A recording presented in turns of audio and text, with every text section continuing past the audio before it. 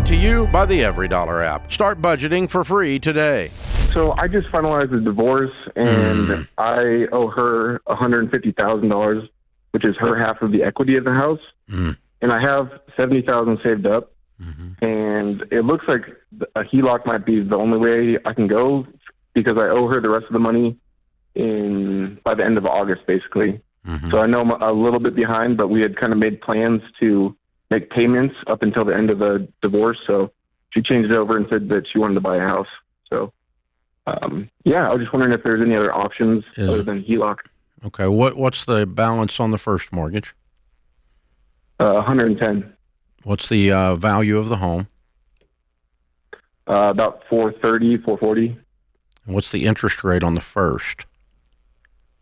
2.25. Okay. So you'd borrow 80 on a HELOC, and you make what? 130. Okay. All right. So I don't tell people to borrow money, but you're already in debt. You're in debt to your ex-wife, and we're going to change that to another kind of debt called a HELOC. And so you're not borrowing money, you're changing the money. You're changing the type of debt. You follow me? Yep. And so, yeah, that's what I would do. The only other thing I could think of, Jacob, is why are you keeping the house? It's in a great school district for my kids, and Are you keeping the kids? I love the house. We're doing 50-50, but yeah, I want to keep them in the school district and just want to keep, them from having to move back and forth. One's 4.5 and one is like 5 months. Neither one of them care. You're the only one that cares.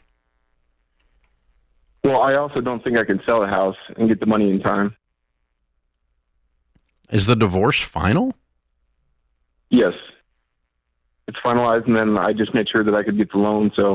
And then as I'm going through it, I just decided to call you guys and just see if there's any other options that I could look into. You're under a time crunch, but here's what I would do. I wouldn't just go, well, I'm just going to stay in the house forever. What you could do is do the HELOC, then list the house.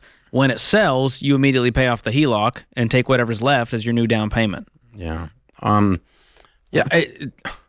Here's the thing. You could keep the house if you want, but most of the time in 30 years of financial counseling with folks that they're in this situation, they keep the house for all the wrong reasons. And when you tell me you're keeping a house for a 4-year-old and a 5-month-old, that's the wrong reason. Because they don't care. They truly don't care. You're just being emotional in the middle of this horrible catastrophe called a divorce, and I don't blame you for that because your heart's broken and you want to try to be a good dad and all that kind of stuff. But you just want to, I'm not sure keeping the house is a smart thing to do. But if you want to get a HELOC just to get her off your back, that's fine. But honestly, where you are 5 years from now should be a completely different world than where you are today. And it probably is going to involve a different house because your next wife probably doesn't want to live in the house where your ex-wife used to live in the same bedroom.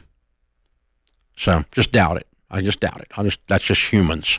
Been dealing with them a long time. Yeah, it helps to move on way to get rid of the physical place. You had a 12-year-old and a 14-year-old, and they had friends that were deep, and you've been there for 15 years and a lot of ties in the community. That's fine. But a 5-month-old does not have any feelings except food and wet diapers. These are the feelings they have. And, we've got babies and the grandbabies in the family right now, and they need two things, a dry butt and a full belly. And that's pretty much what they need. And most humans, that's about all they need. Yeah. That's it. Most adults, that's a good day. Good day. But I mean, honestly, I'm picking on you, Jacob. You're going through a hard time, but it's okay to sell this house. And it doesn't make you a bad dad. And I'm challenging the decision-making paradigm you're using to make the decision. But it's okay to take out a HELOC, and it's okay to keep the house, and it's okay to work it through with the numbers you've got. So that's what you wanted to know. And you always get more than you wanted to know when you call here. That's how it works, folks. So because I'm really here to help you, not just help you do what you want to do. There's a difference. And it's free. So you gave them more than they even paid for on top of that. That's impressive. You got a lot for that price. Create your free Every Dollar budget today, the simplest way to budget for your life.